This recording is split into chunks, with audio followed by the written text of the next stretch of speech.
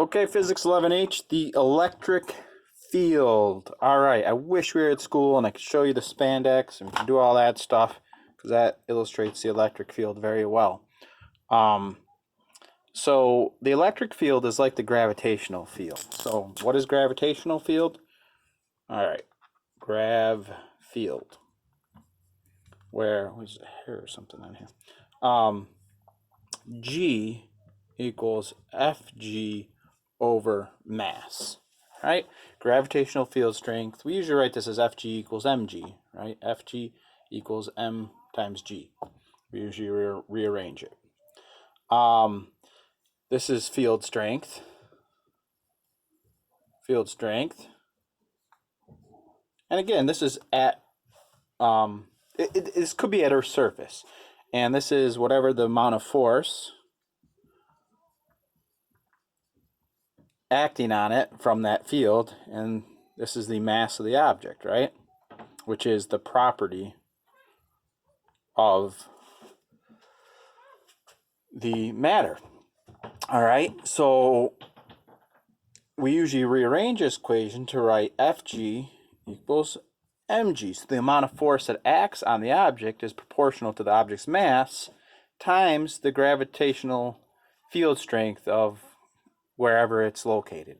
All right, so when something's close to the Earth's surface, the force of the gravitational field is 9.8 newtons per kilogram, right? But that changes. The farther away you get from the Earth, the weaker that gets, that gravitational field strength. So the Earth's gravitational field, right, we draw it like this with arrows showing it getting pulled in towards, arrows pointing towards the center of the Earth. And what this means is if mass is located somewhere, right, it's going to get pulled along those field lines. It's going to get pulled downward. So the force is equal to the field times the mass. So the bigger the mass, the bigger the force. The bigger the field, the bigger the force. The field, these arrows are representing a field. We don't see the actual gravitational field around the Earth, right? It's we don't really know what the gravitational field is, if it really is anything at all. One of the theories is that gravitational field around the Earth is the warping of space. So if you remember back to the spandex, when we took that spandex, right, we placed the bowling ball in there, we kind of got, well, this is going to be kind of hard to draw here. So we put the bowling ball in there, right, and it warped the spandex. The spandex bent down. So when anything was, a little marble or something was placed in here, the marble accelerated towards the ball. And that's kind of how we think of space. We imagine space as like, I don't know, I almost imagine it as a cube of jello. And you insert a bowling ball into the middle of that cube, right, of jello. Well, the jello is going to distort around it, right? The jello is going to get, you know, there's going to be like a, I can't draw that. Sorry. It's going to get distorted around it. So if there was string in the jello that was straight, well, the string would get wrapped around the ball. So something traveling along the string would have to get wrapped, warped in its path of motion. It'd experience a force. So we don't really know what the field is. It could also be an exchange of fundamental particles called gravitons. It might just be that. Anyways, there it is. Gravitational field strength is the amount of force per mass. So electric field, right? Electric field. All right, the symbol for electric field is a capital E. This is field strength. All right, and it's the amount of force acting on a charged object, Fe, just like in Coulomb's law, same force, the electric force, amount of force acting per what? The property for gravitational field is mass. What property affects electric force? Well, it's charge, Q. The charge, or amount of charge, which is a property. So, and we often rearrange this to say, okay, the electric force on some object is equal to whatever the charge of the object is, multiplied by however strong the field is, And the field strength has units of newtons per coulomb, capital C, newtons, the amount of force per charge. This was force per mass. This one is force per charge. And these fields, they're present in space due to something big and charged existing. And again, today, let me make a note of that. I gotta write that down. I gotta get a video of a Van der Graaf.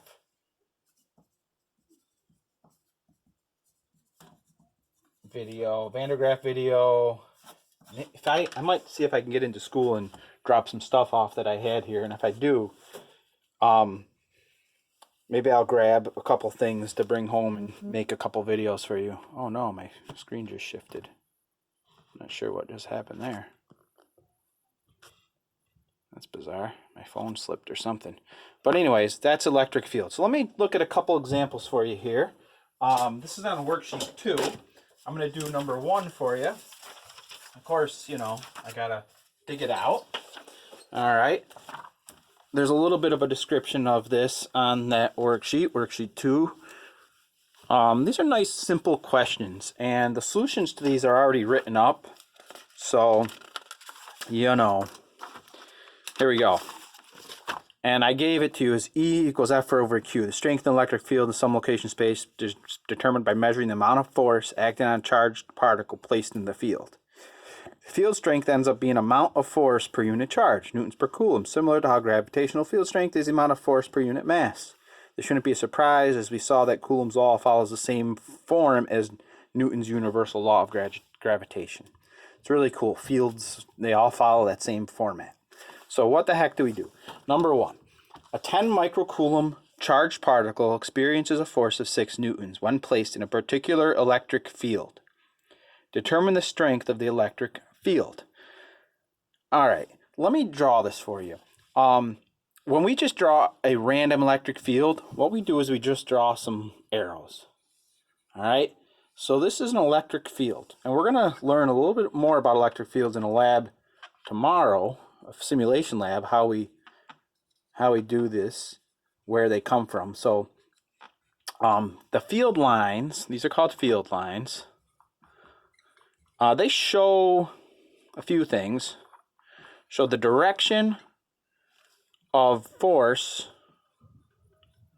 on a positive charge.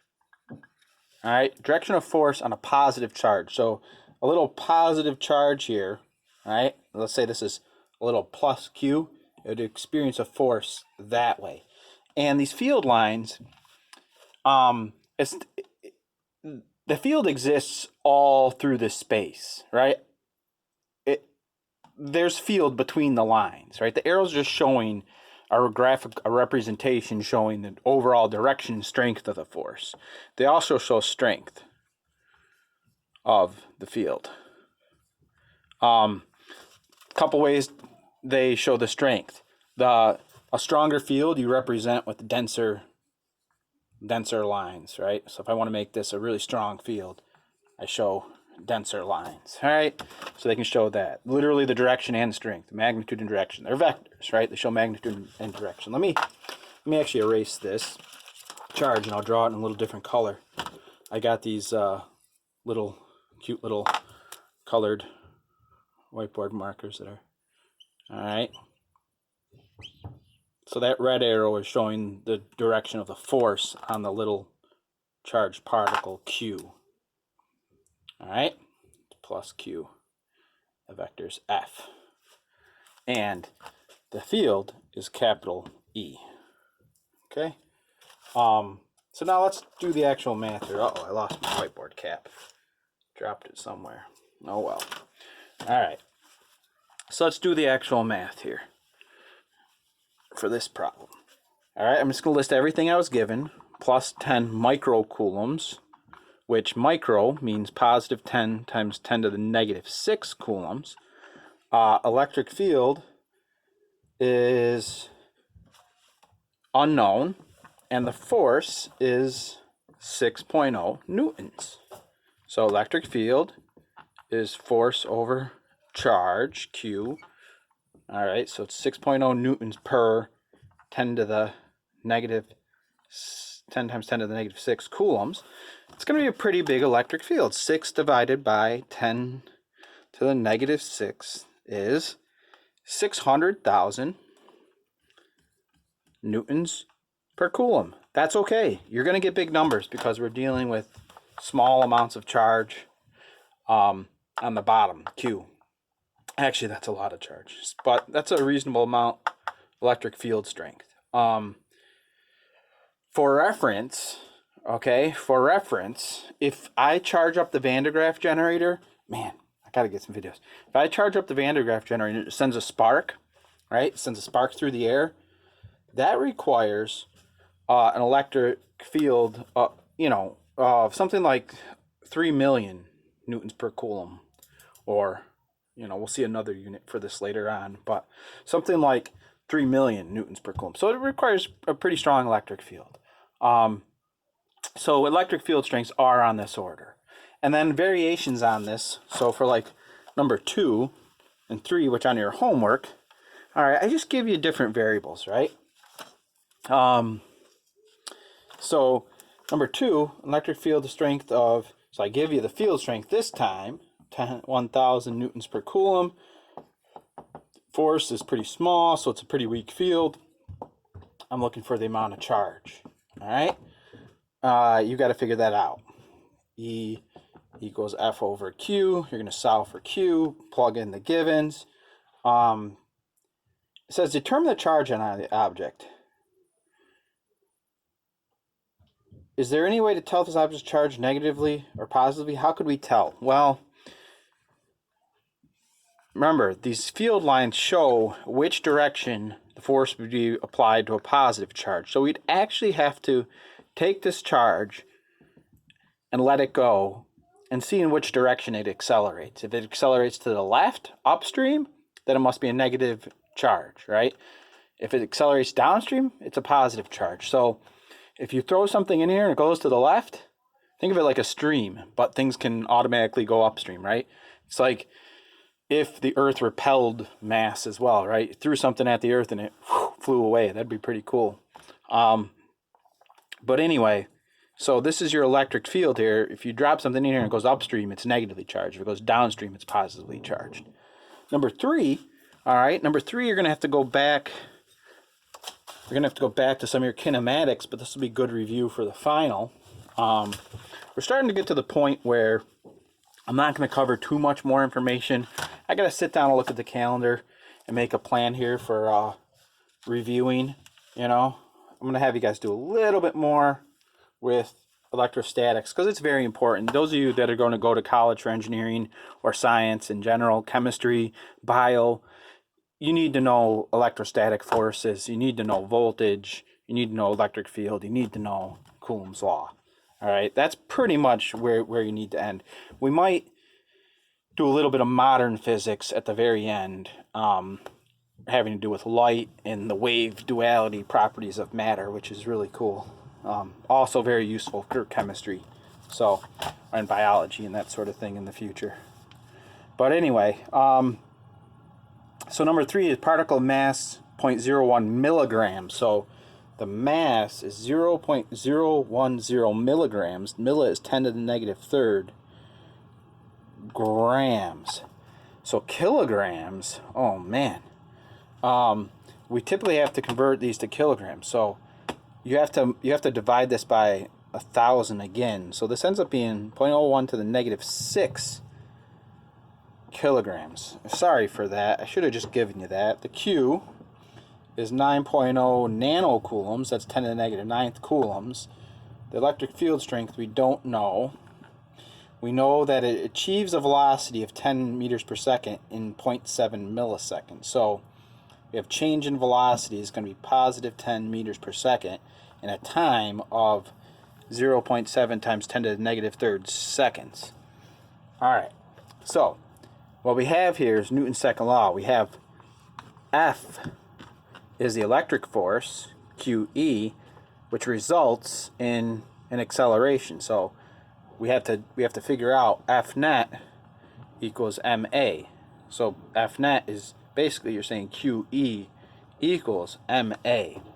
And this is a super important thing to be able to do. The electric force provides the net force. So we're looking for E, so it's going to be MA over Q. A is delta V over T. Get her done. All right, great question. So get going on your homework. Do a good job. Turn it in.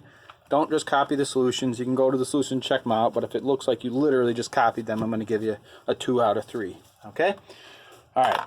See you later.